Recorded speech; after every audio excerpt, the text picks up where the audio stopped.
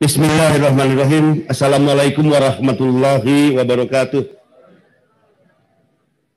Salam sejahtera bagi kita sekalian. Om Swastiastu, Namo Buddhaya, salam kebajikan. Yang sangat saya hormati Forum Pengusaha PMI Purna, hadir juga 50 orang PMI Purna di tengah-tengah kita dan 15 orang calon pekerja migran Indonesia. Kita berikan aplaus untuk mereka, pejuang keluarga, pahlawan devisa. Terima kasih atas kehadirannya.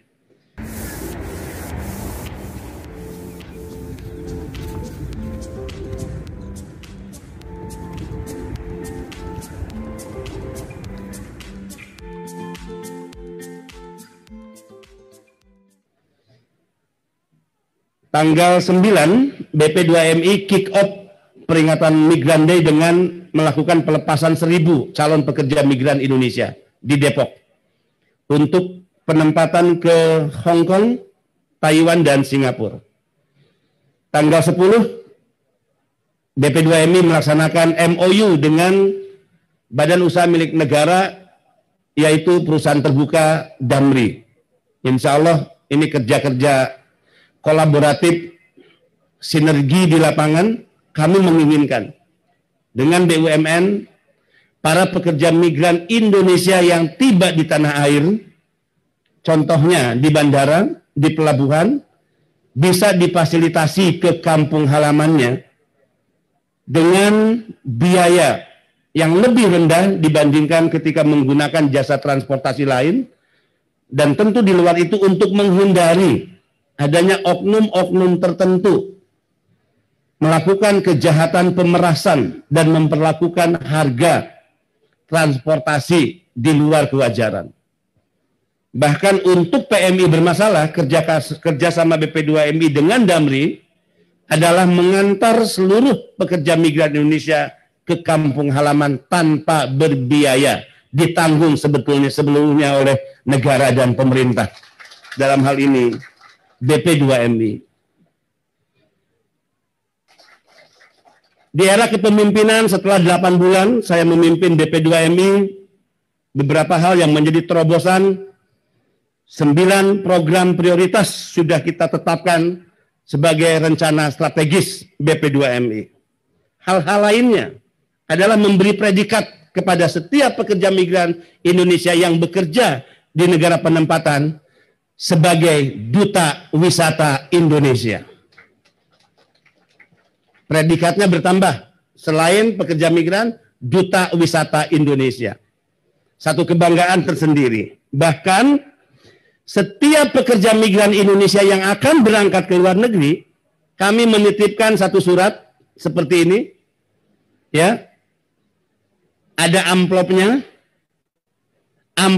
ada logo Garuda, bertuliskan ya di bawah logo Garuda Republik of Indonesia, menunjukkan bahwa surat ini resmi atas nama negara, resmi atas nama pemerintah, dibawa oleh setiap pekerja migran ketika dia akan berangkat ke negara penempatan. Diberikan kepada siapa surat ini? Diberikan kepada majikan di tempat kita bekerja, diberikan kepada pimpinan perusahaan di tempat kita bekerja, menggunakan 4 bahasa. Bahasa Indonesia, bahasa Inggris, bahasa Arab, dan bahasa Cina. Tulisannya sederhana. Saya bacakan. Atas nama pemerintah Indonesia, saya menitipkan salah satu warga negara kami yang baik untuk bekerja di negara Anda. Mohon dilindungi dan dipenuhi hak-haknya sesuai perjanjian kerja dan peraturan perundang-undangan di negara Anda. Maksud surat ini untuk menunjukkan sebuah harga diri pekerja migran Indonesia, bahwa mereka tidak boleh dipandang sebagai pekerja rendahan. Mereka tidak boleh dipandang sebagai orang biasa-biasa saja, tapi sesungguhnya mereka adalah duta negara, duta wisata, pahlawan devisa, dan pejuang bagi keluarganya. Tuan rumah, majikan, pimpinan perusahaan pasti senang tuh. mendapat surat khusus dari pemerintah. Nggak terpikir pasti oleh mereka sebelumnya. Selain untuk menumbuhkan kebanggaan pada mereka tentang isi surat ini, mudah-mudahan harapan kami surat ini bisa mengetuk hati mereka. Untuk mereka tidak berpikir aneh-aneh dan juga bertindak yang aneh-aneh sebagaimana yang banyak dialami oleh pekerja migran kita di negara-negara penempatan. Ini salah satu cara, ini salah satu formula. Bapak Ibu sekalian yang sangat kami hormati, 9 yang menjadi program prioritas BP2MI. Pertama adalah pemberantasan sindikat pengiriman ilegal pekerja migran Indonesia. Jogja alhamdulillah dalam catatan kami penempatan pekerja didominasi oleh sektor formal. Tapi kalau melihat daerah-daerah lain justru sebagian besar didominasi oleh sektor informal. Jogja juga menjadi daerah yang sangat kecil catatan terkait kasus dan pengaduan yang dialami oleh para pekerja migran Indonesia yang mereka diberangkatkan secara tidak resmi atau secara ilegal. Tapi tentu kita harus tetap waspada. Kita harus tetap membentengi diri praktek-praktek pengiriman pekerja secara ilegal ke negara-negara penempatan. Pak Kadis, saya baru kembali dari Dubai minggu lalu. Di shelter KBRI atau Konjen Dubai, di sana masih ada 45 saudara-saudara kita yang belum bisa dikembalikan ke tanah air. Ada yang sudah 6 bulan, ada yang sudah 1 tahun, ada yang sudah 2 tahun. Di Abu Dhabi ada 75 saudara-saudara kita yang belum bisa dikembalikan ke tanah air. Bahkan ada yang sudah 10 tahun dalam penampungan negara kita melalui KBRI, Uni Emirat Arab. Saya tanya kepada Konjen dan Dubesnya, setiap tahun berapa banyak yang harus dikembalikan dari KBRI? Rata-rata dari Dubai dan Abu Dhabi 500 orang setiap tahun.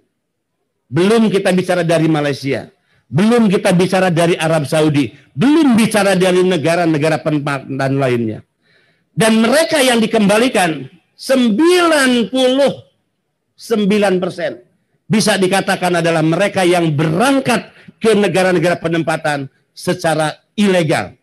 Yang diberangkatkan oleh siapa? Oleh sindikat pengiriman ilegal pekerja migran Indonesia. Ini bahaya. Sindikat ini bekerja secara terorganisir, sistematis. Di desa mereka punya kaki tangan yang disebut calo. Tugas calo adalah merekrut calon mangsa mereka yang disebut warga masyarakat untuk dijadikan pekerja migran di negara-negara penempatan. Diiming-imingi pekerjaan yang baik, diiming-imingi gaji yang tinggi, diiming-imingi diberangkatkan secara cepat. Bahkan mereka dimodali lebih awal untuk seluruh pembiayaan yang harusnya dikeluarkan oleh pekerja migran Indonesia. Apa saja yang dibiayai oleh para calo sebagai kaki tangan perusahaan dan yang menjadi mangsa adalah saudara-saudara kita di kampung-kampung halaman, di desa-desa di kelurahan. Pertama, biaya transportasi dari rumah ke balai latihan kerja, ke bandara, kemudian tiket dari Indonesia terbang ke negara penempatan. Biaya pengurusan paspor visa ditangani oleh mereka. Biaya pelatihan dibiayai oleh mereka. Bahkan bujuk rayu, tipu daya mereka. Tidak sedikit mereka meninggalkan uang 5-10 juta dengan alasan untuk keluarga calon PMI yang ditinggalkan. Rakyat biasa pasti tergiur dengan godaan ini. Rakyat awam pasti langsung percaya dengan tawaran-tawaran dan bujuk rayu ini. Mereka berpikir uang yang dikeluarkan dan ditangani oleh calo atas nama perusahaan tadi adalah uang gratis yang diberikan secara cuma-cuma. Tapi justru itu adalah awal saudara-saudara kita terjerat dalam sindikat perdagangan orang, sindikat human trafficking, yang uang-uang itu ternyata menjadi pinjaman yang harus dibayar dengan bunga 21 sampai 27%. Akibatnya siapapun mereka yang sudah berada di negara penempatan tidak bisa menerima gaji 8 sampai 10 bulan. Ini kejahatan yang serius, saudara-saudara. Ini harus kita hadapi bersama-sama, Bapak Ibu sekalian. Tidak cukup BP2MI. Sinergi kolaborasi BP2MI dengan pemerintah. Saya pesan kepada Ibu Diah untuk meyakinkan saya segera kembali ke Jakarta menandatangani pengangkatan Ibu sebagai Kepala UPT definitif. BP2MI memiliki kemampuan yang terbatas, kaki tangan, mata, telinga yang terbatas. Maka wajib hukumnya berkoordinasi, bekerja sama, sinergi dengan pemerintah daerah dan kelompok-kelompok masyarakat, organisasi yang selama ini juga PMI Puna yang concern dengan perjuangan para pekerja migran Indonesia. Wajib hukumnya. Koordinasi, sinergi, kolaborasi. Sekali lagi, saya ingatkan pada seluruh jajaran. Untuk menghadapi sindikat pengiriman ilegal, Bapak Ibu sekalian, Pak Kadis mungkin tidak banyak diketahui oleh banyak pihak. Ini kejahatan yang tidak sekedar sistematis, terorganisir, tapi ini bisnis kotor, Pak. Bisnis kotor mendapatkan uang dengan jumlah besar dan cara yang cepat. Dan mereka-mereka yang disebut sindikat atau mafia pengiriman ilegal ini adalah pengusaha yang punya duit, Pak. Yang dibackingi oleh siapa? Mohon maaf, saya nggak terbiasa basa-basi nih, Pak. Yang dibackingi oleh oknum TNI, oknum Polri, oknum dari keimigrasian, oknum dari ketenaga kerjaan, oknum dari pemerintah daerah, bahkan sampai desa, oknum dari kedutaan besar, dan mungkin juga oknum dari BP2MI, badan yang saya pimpin, Pak. Ini kejahatan terorganisir. Bayangkan Pak Kadis, hanya untuk meloloskan satu PMI ilegal, itu harus mengeluarkan biaya 3 juta di bandara, Pak. Hanya untuk meloloskan satu orang.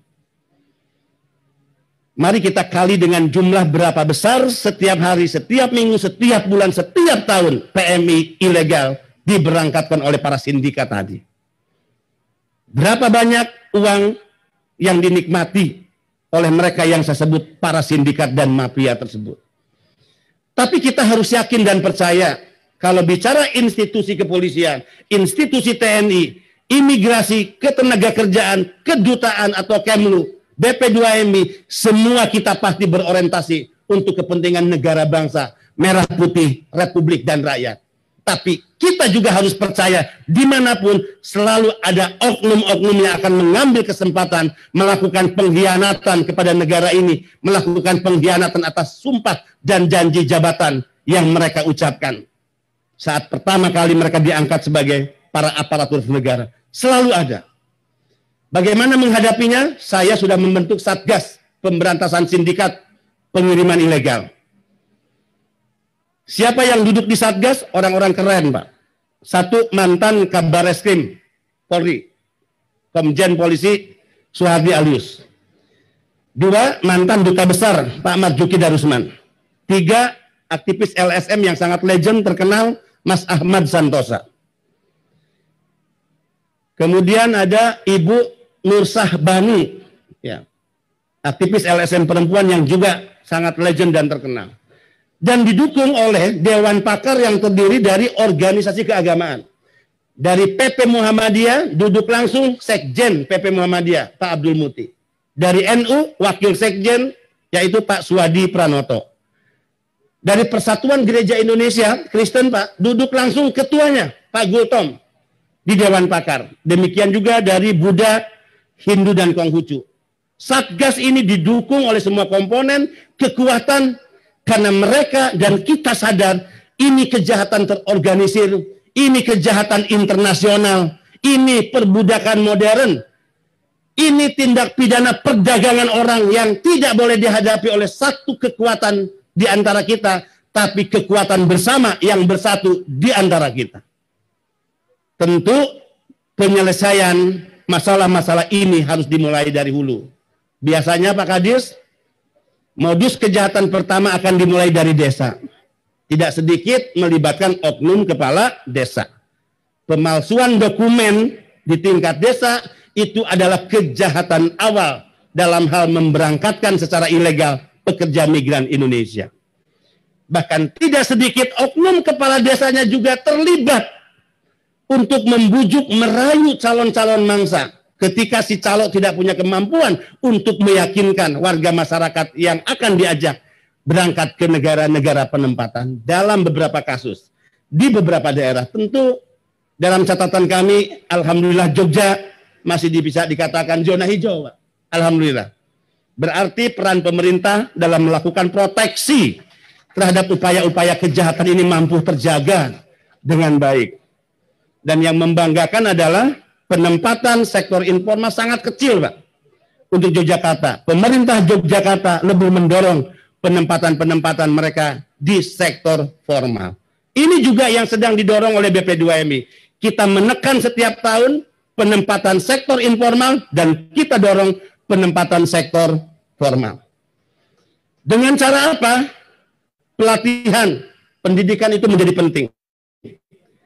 Bagaimana dia terampil, memiliki keahlian terkait jenis pekerjaan yang dia pilih untuk berangkat ke negara penempatan, memiliki kemampuan berbahasa, bahasa dari negara penempatan di mana dia bekerja, memahami kultur budaya dari negara penempatan di mana dia akan tinggal dan bekerja, bahkan memahami undang-undang ketenagakerjaan di negara di mana dia bekerja. Ini penting, saudara-saudara, karena mereka yang diberangkatkan secara ilegal, mereka yang tidak melewati proses pelatihan dan pendidikan adalah mereka yang rentan mengalami eksploitasi, kekerasan fisik. Saya rencana akan mampir di Semarang, mengunjungi langsung PMI atas nama Sugiem yang mengalami kekerasan fisik hingga beberapa bagian tubuhnya patah tulangnya dan mengalami kebutaan hari ini. Kekerasan dilakukan oleh majikannya saat Ibu Sugiem bekerja di Singapura. Eksploitasi, kekerasan fisik, kekerasan seksual, bahkan Bapak Ibu sekalian, sering kita dengar. Ini menjadi cerita yang memilukan kita semua. Gaji yang tidak dibayar sesuai kontrak, pemutusan hubungan kerja secara sepihak, jam kerja yang melebihi batas, makanan minuman yang disajikan dan dikonsumsi oleh para pekerja kita yang tidak layak. Dan bahkan kalau bicara ABK, pelaut-pelaut kita, tidak sedikit mereka yang mengalami kekerasan di atas kapal, karena dikhawatirkan akan diperiksa secara forensik, akhirnya mereka dilarungkan atau dibuang di tengah laut. Ini banyak terjadi. Pak Kadis, saya ingin buka satu data. 1 Januari hingga 30 Oktober, kita sudah menangani kepulangan 470 jenazah. 1 Januari hingga 30 Oktober 470 jenazah. Kita juga menangani kurang lebih 430 saudara-saudara kita yang sakit, dipulangkan, kemudian dirawat di rumah sakit Polri. Hasil kerjasama BP2MI dengan rumah sakit Polri.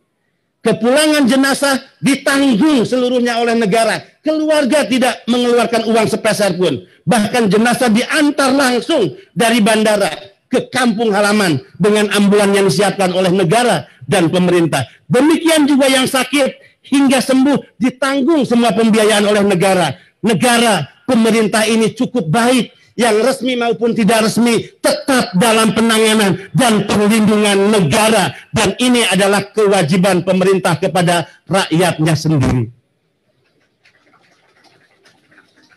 Tapi memang tidak cukup hanya tepuk tangan.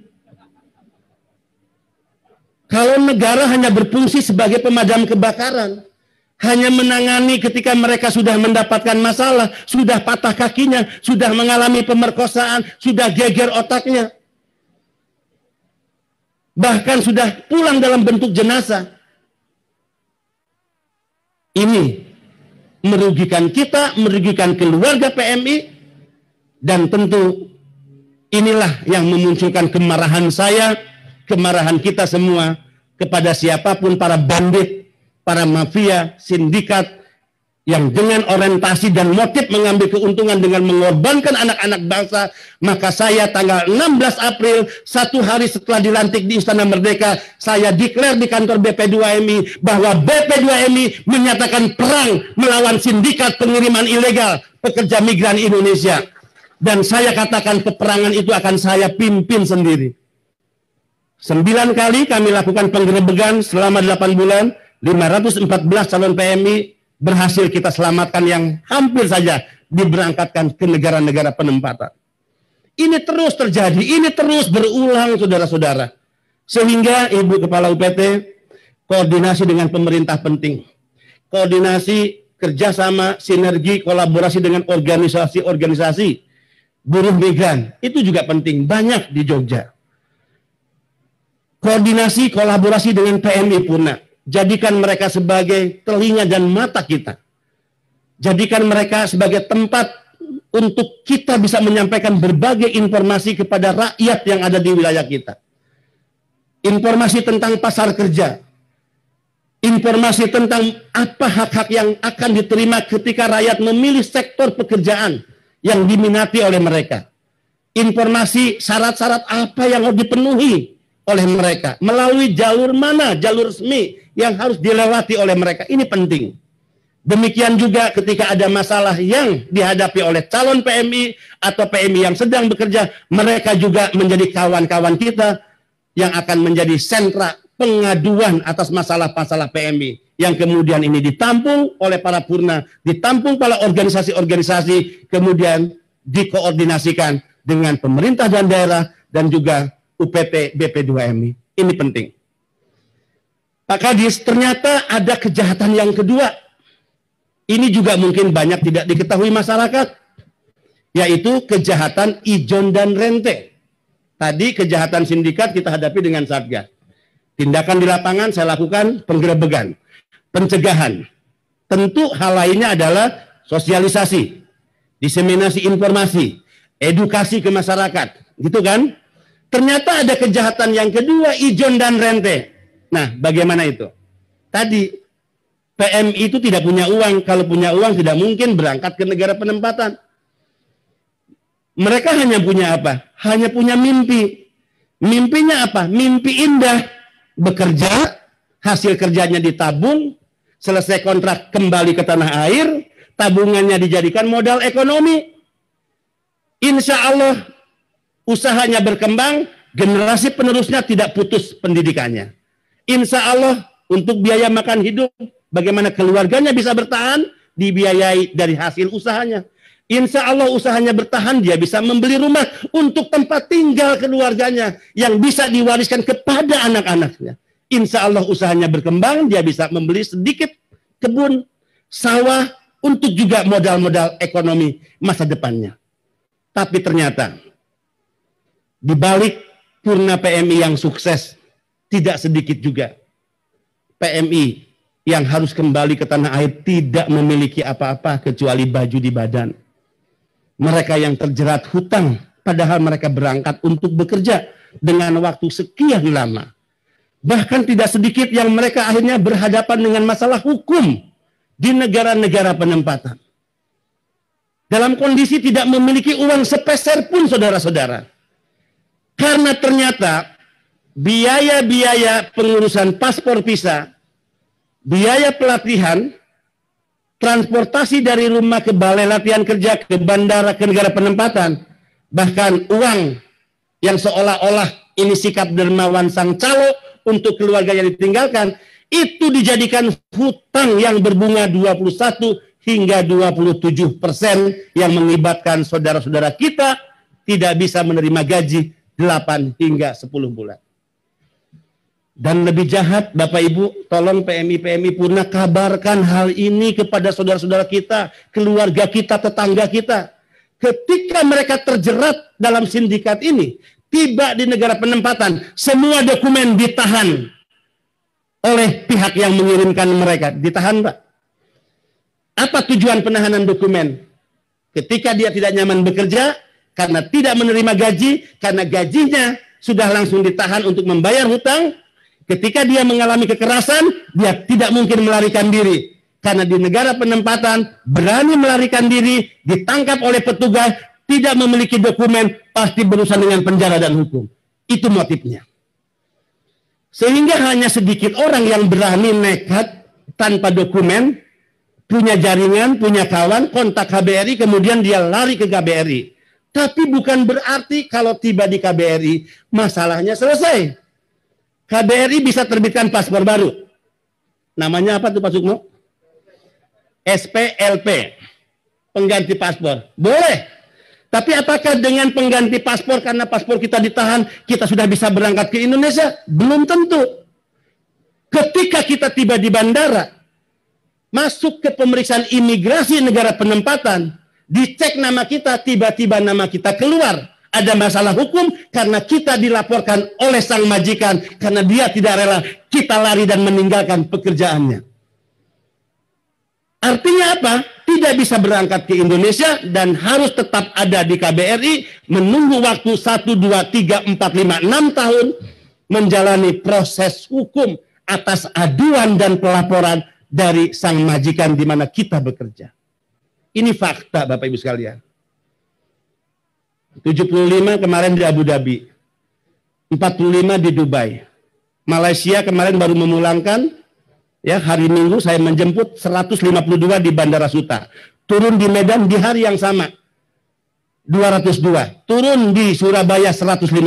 502 dalam satu hari. Menunggu lagi masih ada 4.000 yang akan dideportasi dari Malaysia. Semua adalah mereka yang diberangkatkan secara tidak resmi. Memerangi kejahatan ijon rente, alhamdulillah saya sudah menandatangani peraturan badan nomor 9 2020. Nama peraturan badan itu yang saya tanda tangani itu adalah peraturan badan pembebasan biaya penempatan untuk 10 sektor pekerja. Jadi 10 sektor pekerjaan, pekerja rumah tangga, penjaga perkebunan, yang bekerja di ladang, pengasuh bayi, pengasuh atau penjaga lansia, ya, dibebaskan biayanya, tidak boleh mengeluarkan biaya sepeser pun, tidak boleh ditalangi oleh koperasi simpan pinjam, kemudian itu jadi hutang, tapi biaya itu ditangani sebagian oleh pemerintah dan sebagian ditanggung oleh pihak yang mempekerjakan. Itulah cara negara menghormati para pahlawan devisa, minimal membebaskan biaya penempatan untuk 10 sektor pekerjaan, saudara-saudara. Tapi untuk Jogja kan lebih banyak sektor formal. Tapi ini penting juga dikabarkan, 10 sektor informal dibebaskan biayanya. Terakhir, Bapak Ibu sekalian, bagaimana sinergi pemerintah daerah dengan BP2MI? Pak Kadis yang terhormat, sampaikan salam hormat saya untuk Gubernur Daerah Istimewa Yogyakarta dan seluruh jajaran pemerintahan. Kami tahu persis Pak Gubernur adalah tokoh yang sangat dikenal, yang sangat memiliki kepedulian kepada rakyatnya. Karena beliau juga sebagai sultan yang sangat terkenal di negara ini.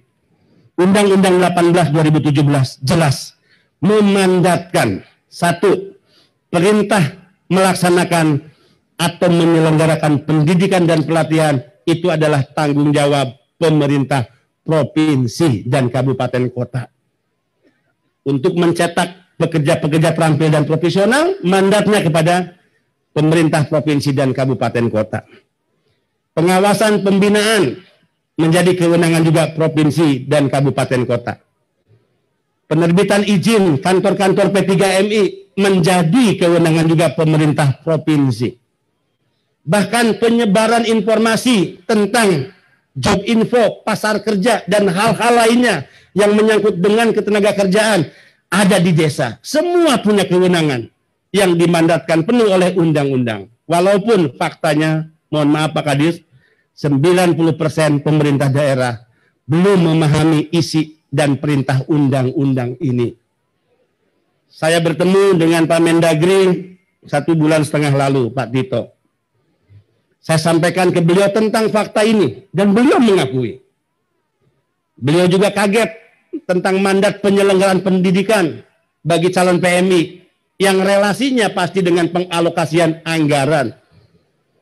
Apalagi jika ditarik lebih dalam tentang peraturan badan pembebasan biaya penempatan, di mana tentu pelatihan, pendidikan, sebagaimana mandat undang-undang sudah diserahkan pada Pemda, maka calon PMI tidak boleh mengeluarkan sepeser pun biaya untuk mengikuti pendidikan dan pelatihan. Paspor visa tentu menyetanggung jawab pihak yang memperkerjakan. Semua ada bagiannya. BP2MI tentu terkait sistem yang akan mencatat by name, by address semua PMI kita yang berada di luar negeri. Terkait pemulangan, jika ada masalah di negara penempatan, semua ditanggung oleh negara, oleh Kemlu dan juga BP2MI. Tidak perlu pemerintah daerah mengeluarkan uang lagi. Bahkan jika tiba di tanah air, diantar sampai ke kampung halaman, baik jenazah dengan ambulan, baik mereka yang sakit yang langsung dirujuk ke rumah sakit Polri, ataupun mereka yang selamat sehat tapi masuk kategori bermasalah, harus kembali ke kampung halaman, itu juga diurus oleh negara dan juga BP2MI. Pemerintah daerah tidak mengeluarkan dana sepeser pun dan apapun untuk itu. Sehingga pembagian kewenangannya jelas, maka koordinasi sinergi ini menjadi penting.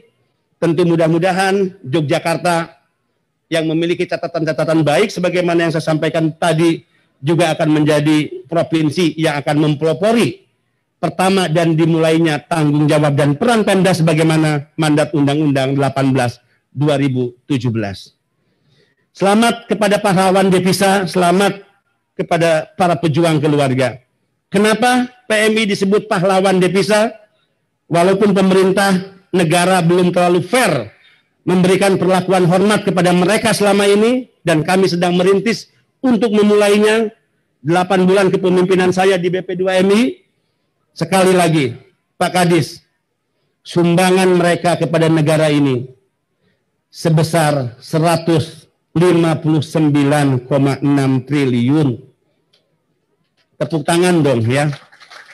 Sumbangan devisa dari para pekerja migran Indonesia. Saya pejabat negara harus malu nggak menyumbang devisa kecuali ngabisin uang rakyat. Demikian juga di jajaran saya, setiap bulan terima gaji, tunjangan, sumbernya dari siapa? Uang rakyat, termasuk uang pekerja migran Indonesia. Aparatus negara, TNI, Polri, birokrasi, memangnya terima gaji dan tunjangan dari siapa? Bukan uang nenek moyang mereka, bukan uang nenek moyang kami, bukan uang yang turun dari langit, tapi negara manapun di dunia ini, termasuk negara maju, semua pembiayaan pembangunan, pembiayaan aparatus negara bersumber dari pajak-pajak rakyat, uang masyarakat, termasuk uang pekerja migran Indonesia. Kalau ini yang dipahami oleh kita, maka zalim siapapun aparatus negara yang tidak bekerja sungguh-sungguh untuk rakyatnya. Apalagi jika dia berkhianat atas sumpah janji jabatannya.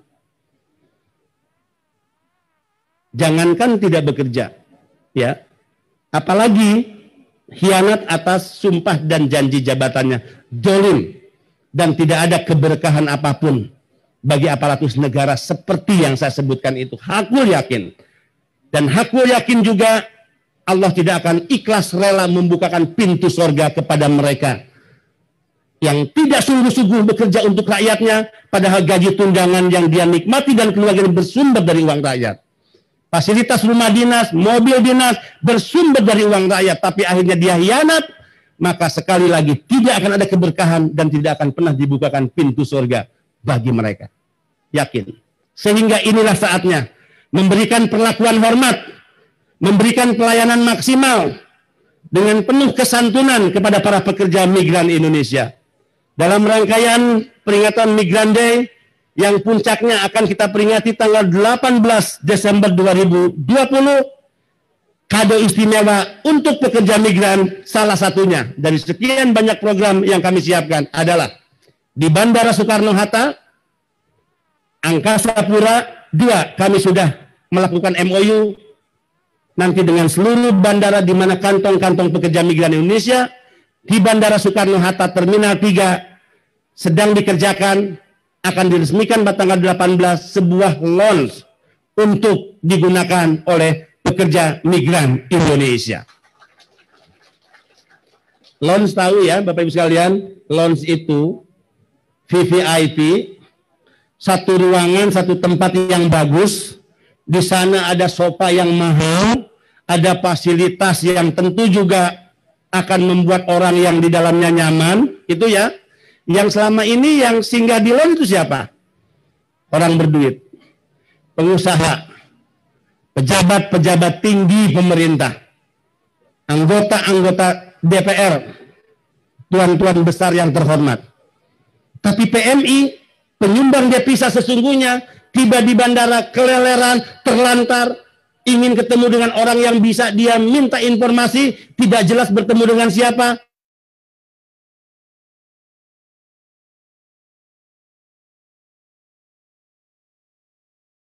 Dan tidak ikhlas, tidak akan ridho demi Allah melihat ada perlakuan yang tidak menyenangkan kepada para pekerja migran Indonesia dan keluarganya. Sehingga lounge ini nanti bisa masuk, tidak berbiaya, istirahat sebentar, telepon-teleponan nunggu keluarga yang datang menjemput para pekerja migran Indonesia yang telah berjuang di negeri seberang. Selain itu ada special track, jalur khusus. Biasa kalau tiba di tanah air, masuk pemeriksaan imigrasi, itu kan ada jalur-jalur tertentu ya. Kalau pejabat tinggi negara ada tulisannya di situ karpetnya merah. Saya ingat di Terminal Suta. Official diplomatik. Jalur khusus. Sebelahnya kalau tidak salah kru pesawat, jalur khusus. Memberikan akses kemudahan, kenyamanan. Tidak harus antri, tidak harus tumpuk-tumpukan.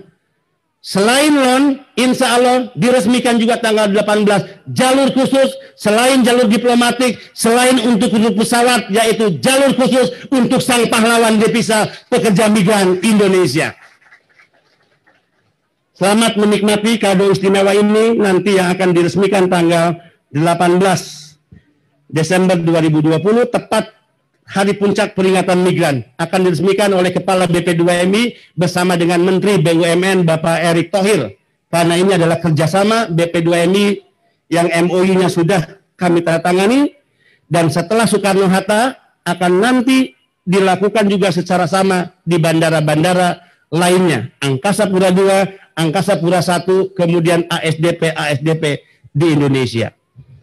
Selamat Hari Buruh Migran, sekalipun kita akan memperingatinya nanti pada tanggal 18 Desember 2020. Terima kasih atas sumbangan besar yang telah diberikan oleh pekerja migran Indonesia dan keluarganya. Untuk para PMI Purna yang telah ikut mengatasi masalah ekonomi masyarakat dan daerah, kami percaya saudara-saudara dengan segala kreativitasnya sedang bekerja melalui usaha-usaha produksi rumahan dengan modal sendiri. Saya percaya, saya sedang memikirkan hal itu terkait satu, bagaimana bantuan modal usaha diberikan oleh pemerintah daerah dan pihak-pihak terkait yang peduli dengan usaha yang sedang dikembangkan oleh para pekerja migran Indonesia. Tapi tidak cukup bantuan modal usaha, bagaimana pemerintah pusat, pemerintah daerah memikirkan tentang akses pemasaran atas hasil-hasil produksi ekonomi usaha-usaha yang telah dikembangkan oleh para PMI Purna. Tantangan bagi Kepala UPT, Bu, tidak hanya kita pikir bantuan modalnya, tapi juga akses pemasaran semua hasil produknya. Terima kasih untuk pejuang keluarga, terima kasih untuk pahlawan devisa. Saudara-saudara layak mendapatkan perlakuan hormat negara. Wallahul muwaffiq ila aqwamit thariq. Wassalamualaikum warahmatullahi wabarakatuh.